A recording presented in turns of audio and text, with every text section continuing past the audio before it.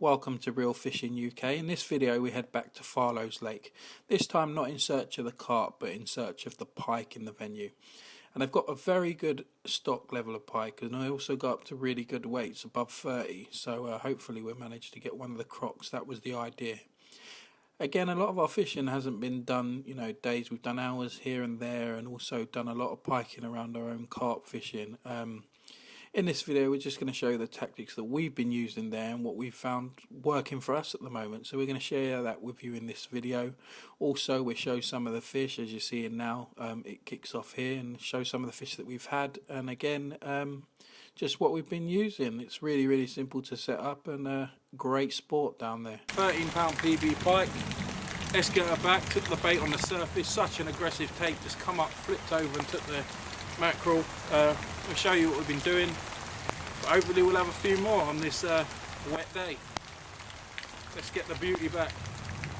Right, so now I'm going to talk you through the setup that we have quite a bit of success on down at Farlows. Basically what you do is just thread your main line through the eyes of your rods as normal, just using 12-pound line on this setup, just tied onto a basic wire trace rig that you can buy from any tackle shop. There's size 6 hooks on now. So basically I've just tied my 12-pound main line to the swivel with a grinner knot. It's a really simple knot. And then obviously just attach your fish to your wire trace. I've just put one hook straight through the nose and the bottom jaw of the mackerel. And then down to the other hooks, just two of the hooks straight to the body. And just keeps you really tight.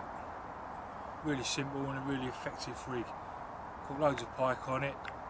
When we cast out, basically what we do is we're reeling in, resting it, so reel for 2 seconds, let it rest for 2 seconds, flicking the rod tip and whatnot, and we're trying to basically mimic an injured fish, an injured food source for the pike.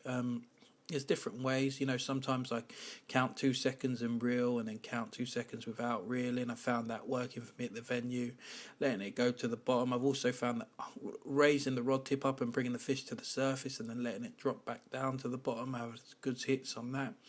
And we use different fish. Our most successful has been mini mackerel, as you're seeing here. They've got a really nice twinge in the water. We've also had a few on roach. This one isn't quite defrosted yet for me, so as I'm showing it here, it's not really moving the way I wanted it to, but it hadn't frozen. And also smelts have done really well. They, as you're seeing here, they bring a nice colour in the water, and they're really hard to miss.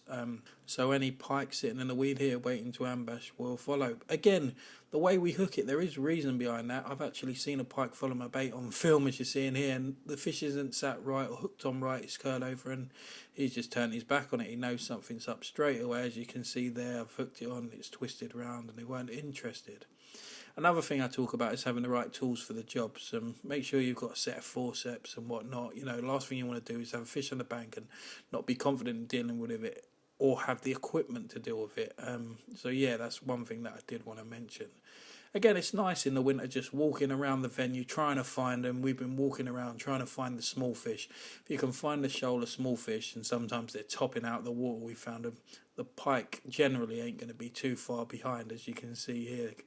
I found one sitting in the weed waiting to ambush a fish, and that's what they do. I guess they sit in the weed in the darkness, waiting there, and then as soon as they see the opportunity, bam, and they attack the fish and have a free meal. Anyway, here's the rest of the highlights from our pike fishing trips, and also I managed to bag myself a 20+ croc that you see at the end. Tight lines for now, and see you all again soon. Thanks for watching.